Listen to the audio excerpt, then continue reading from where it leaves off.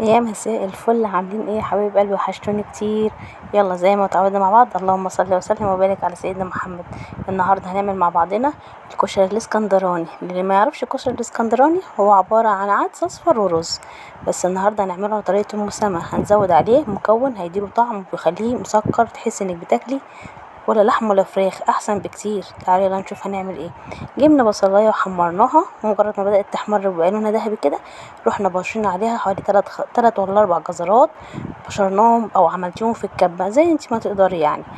ياخدوا مع بعضهم يتشوحوا تقلبتين كده، قلب قلب زي ما اتعودنا مع بعض. ويلا لو وصلتي معايا لحد هنا، اشتركي في القناه وفعلي الجرس عشان يوصلك كل جديد.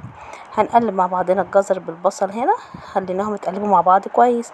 ومجرد ما تحسي ان البصل نزل اللون بتاعه، ايوه يعني كده خلاص دخل في السوا اهوت واستوى معاكي، نروح نزلنا عليه بالميه السخنه عشان يغلي بسرعه معاكي، واحنا عايزين نخلص الاكل بسرعه بسرعه. المهم صلي على النبي وانت تتفرجي عليا بقى يا اختي انت وهي. قلبناهم مع بعضنا وهننزل عليهم بالبهارات.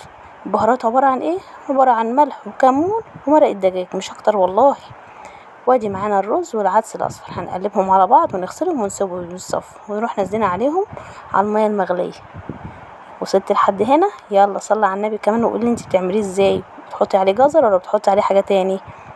هنقلب الرز على العدس بتاعه وعلى الجزر وعلى البصل. طبعا كل واحدة فيكم شاطرة وعارفة بتحط قد ايه مقدار للرز عشان يستوي.